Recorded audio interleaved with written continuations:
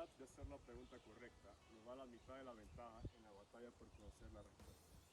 Buenos días, profesor Gerardo Muñoz. Nos complace presentarle el día de hoy las intervenciones de Estados Unidos en suelo panameño, con los integrantes Megan Hurtado, Luis Carlos González, Kaida Almengor y mi persona Max Castillo. El 15 de abril de 1856 se dio una batalla campal entre ciudadanos norteamericanos y ciudadanos locales panameños. Dicho hecho se conoció como el incidente de la Tajada de Sandía, el cual fue el primer antecedente y detonador para la primera intervención norteamericana en suelo panameño. Dicha batalla dio un total de 16 muertos por parte de los norteamericanos y 15 heridos, y por parte de los locales se fueron 13 heridos y 2 muertos a causa de la batalla campal. El 7 de septiembre de 1860 se manifestó lo que fue la segunda intervención de Estados Unidos en Panamá, debido a una trifulca donde murieron 6 soldados norteamericanos. La naval de Estados Unidos desembarcó en suelo patrio a un grupo de soldados, los cuales se alojaron en puntos estratégicos de la ciudad de Panamá y se mantuvieron hasta el 7 de octubre de 1860, hasta que los ánimos fueron caldeados y las relaciones volvieron a ser normales. El 9 de marzo de 1865 surge una revuelta política en la ciudad de Panamá, con el supuesto de proteger y salvaguardar las vidas y propiedades de ciudadanos norteamericanos que en ese entonces se alojaban en lo que era conocido como zona del canal. La Marina de Estados Unidos decide desembarcar tropas de soldados para dicho fin. En 1885 se dio otra intervención por parte de los Estados Unidos de América a Panamá, con el fin de apoyarlo en su rebelión para la obtención de la soberanía en el mismo y manifestar su enojo contra los países opresores. En ese entonces, Panamá formaba parte de los Estados Unidos de Colombia. En el mes de marzo de ese mismo año, Colombia disminuyó su presencia militar en Panamá, debido al envío de las tropas a la lucha contra los rebeldes en Cartagena, Colombia, lo cual provocó una insurrección en Panamá, la cual fue encabezada por Rafael Aizpurú, lo cual obligó a la Armada de los Estados Unidos a desembarcar sus tropas de soldados en Panamá con el fin de proteger a los ciudadanos norteamericanos que se encontraban residiendo en la zona del canal. Este hecho fue ocurrido el 7 de abril de ese mismo año.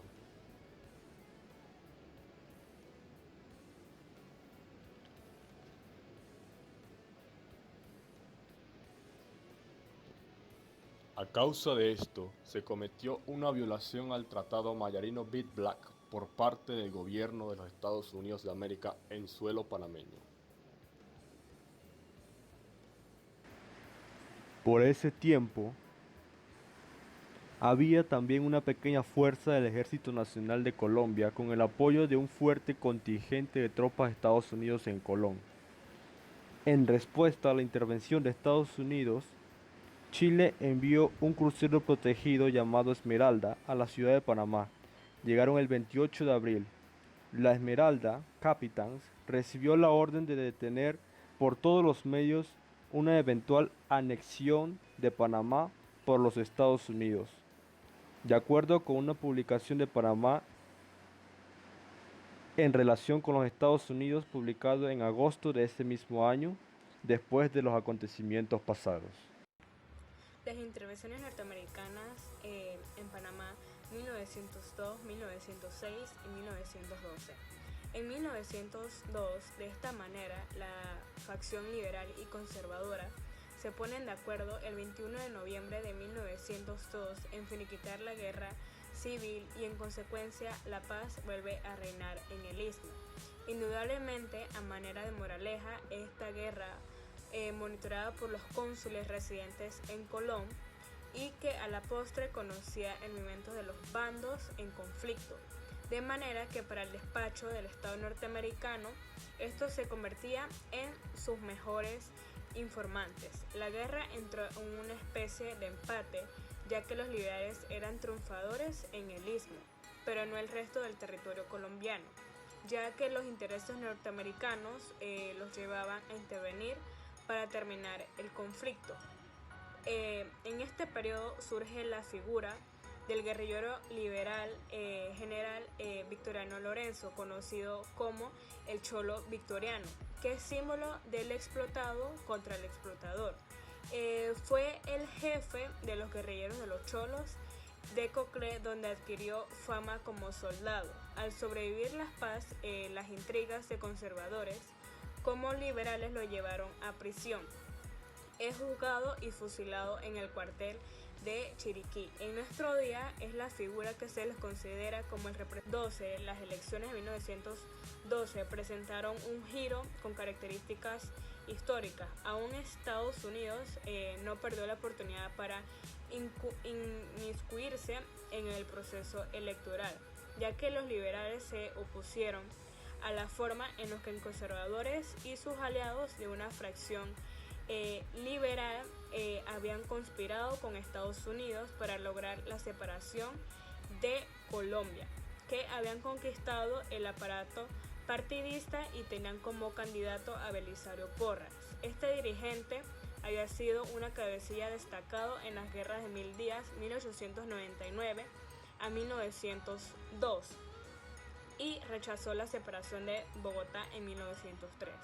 Menos de 10 años más tarde era indiscutible el líder del Partido Liberal y sus dos fracciones más importantes, el arrabal santanero y los pequeños agricultores de la península de Azuero. En las elecciones del 14 de julio de 1912 participaron un total de 180 supervisores norteamericanos distribuidos por todo el país. El presidente Taft se comprometía a dar las garantías a ambos partidos, a pesar de la intervención de Washington, el candidato conservador de Pedro Díaz, que se retiró a última hora de la compañía, considerada que Taft estaba inclinado a favor del candidato liberal, que este había sacado un espacio en su agenda y se reuniría con ellos ese mismo día a las 3:30 p.m.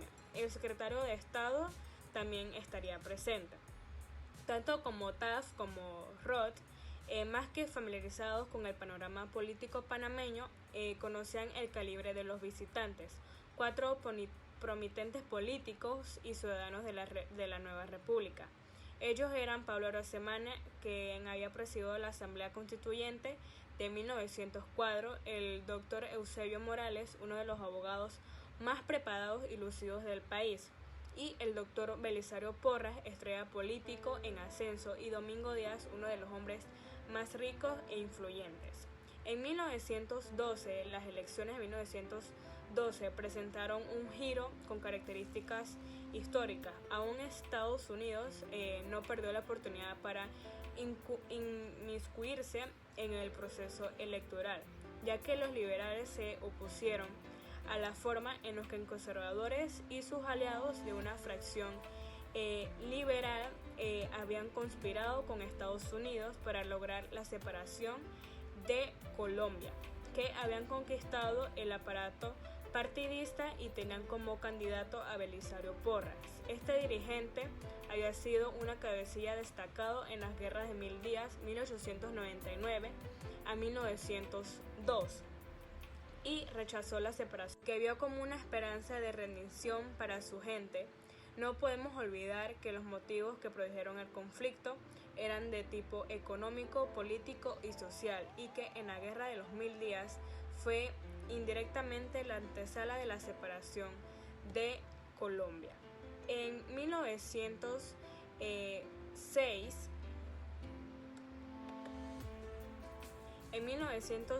en mayo de 1906, una delegación de 4 políticos de la oposición panameña adobaba el vapor Alianza en el puerto de Colón para dirigirse a Washington, Estados Unidos, donde debían llevar a cabo una misión para solicitar el gobierno estadounidense periodo por Theodore Roosevelt para intervenir para asegurar la pureza de las próximas elecciones del Istmo. Los comicios municipales y legislativos, pautados el 24 de junio y el 2 de julio de ese año respectivamente, eran determinados porque los diputados elegidos participarían en septiembre de este año. En la elección los vicepresidentes del país y en 1908 en la elección del segundo presidente de la Constitución de la República. En la mañana el miércoles 6 de junio, tras llegar a Washington e instalarse en el lujoso hotel New Willard, los panameños pidieron una llamada directa a la casa. Belisario Porras fue un candidato para la presidencia en 1920, elegido por sus compañeros de gabinete, quien sí fue elegido.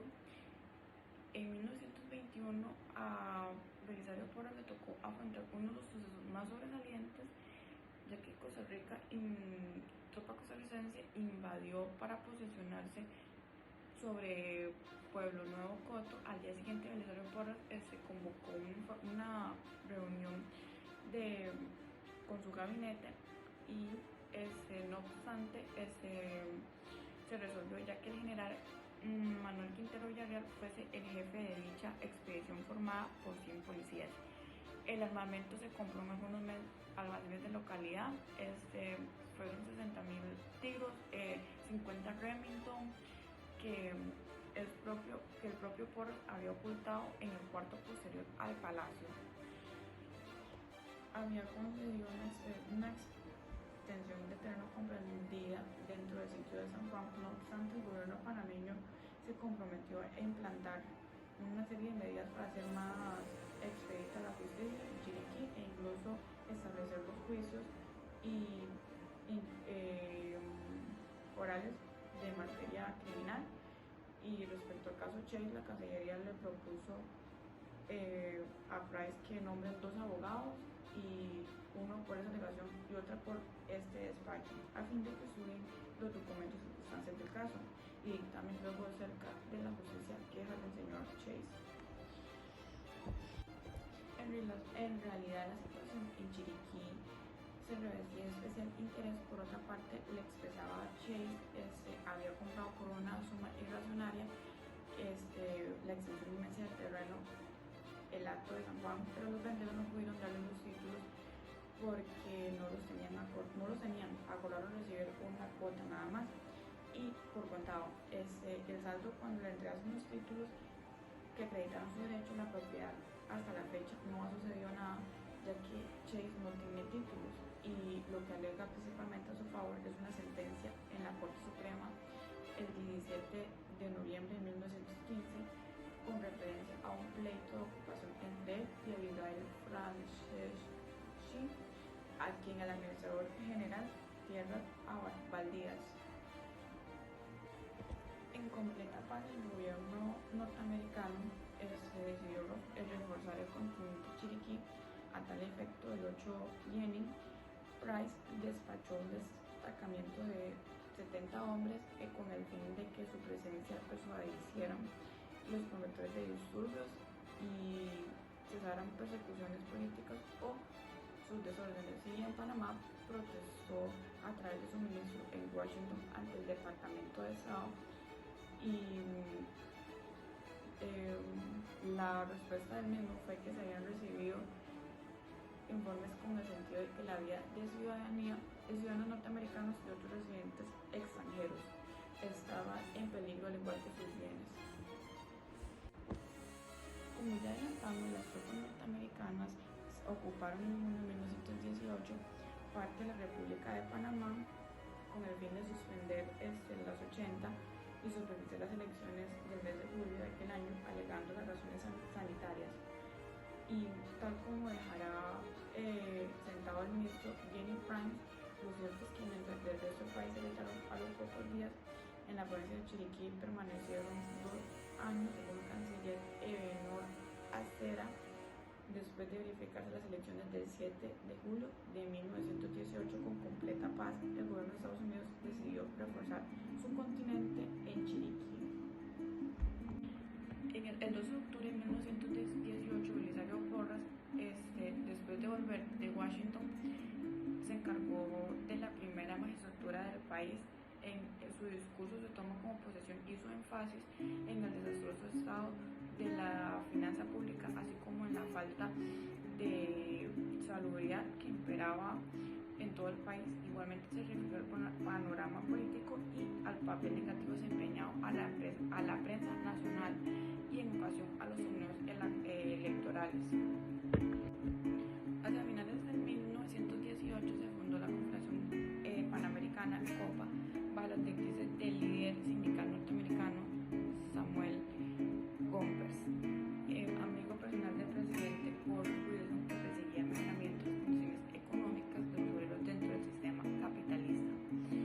A principios de 1921 se creó la Federación Obrera de Panamá bajo el patrocinio del propio presidente Porras, y entre cuyos propósitos estaban el establecimiento de un patrocinio del propio presidente Porras, y entre otros propósitos estaban el establecimiento de una sección de trabajo en la Secretaría de Fomento, solucionar los temas relacionados como las horas de trabajo, salarios y accidentes, y también así como la expresión de leyes relativas a la higiene, salubridad y alimentación.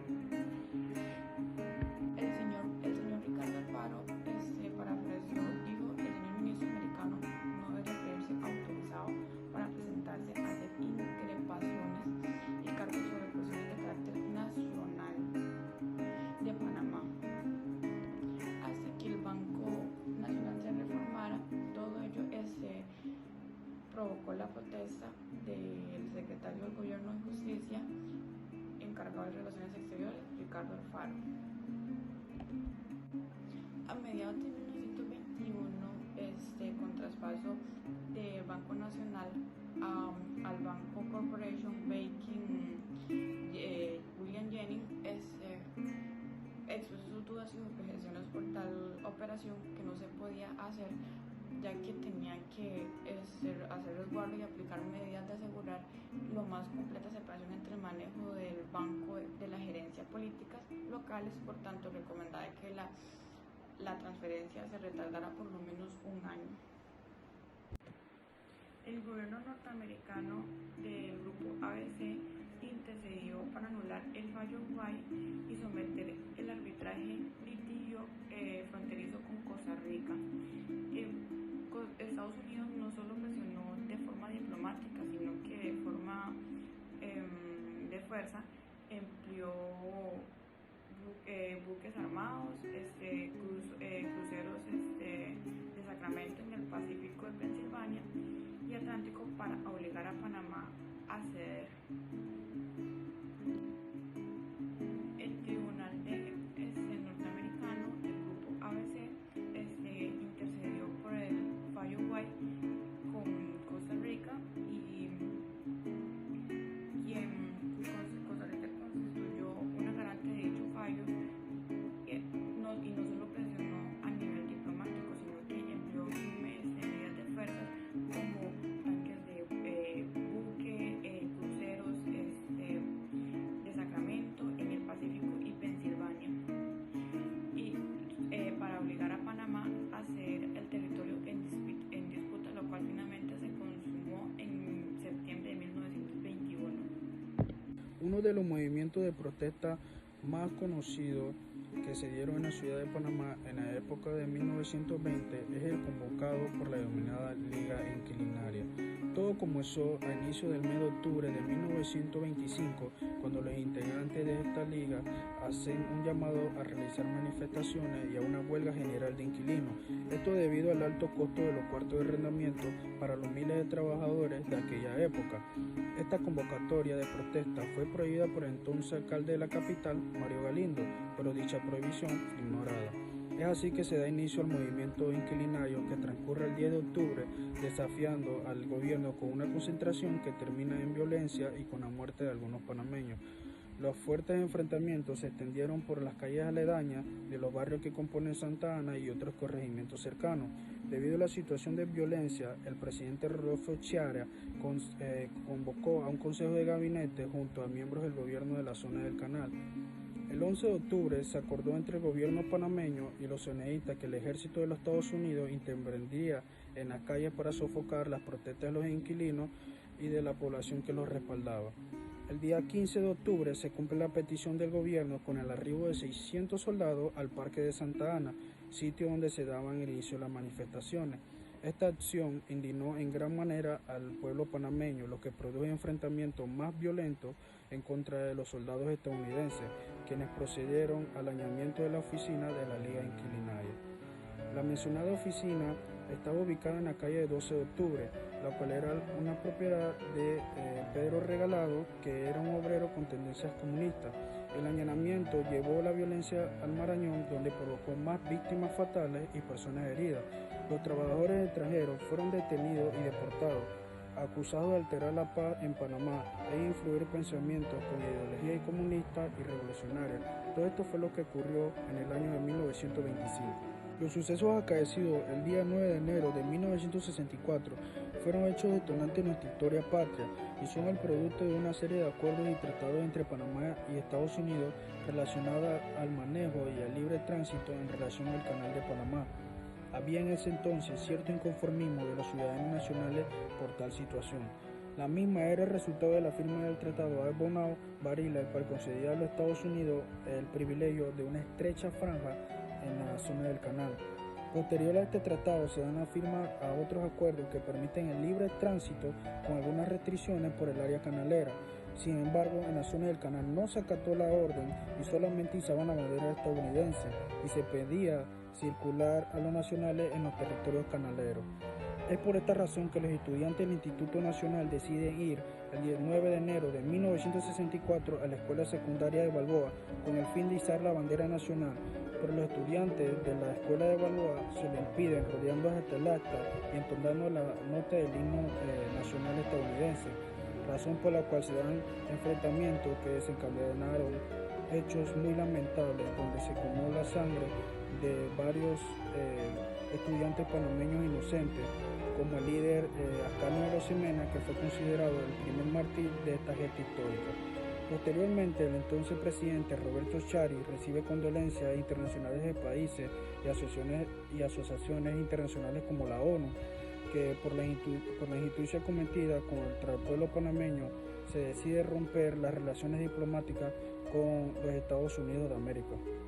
La invasión estadounidense en Panamá ocurrió en el año 1989 y fue denominada como Código Interno Operación Causa Justa. Fue una acción militar del ejército de los Estados Unidos llevada a cabo entre el 20 de diciembre de 1989 y el 31 de enero de 1990.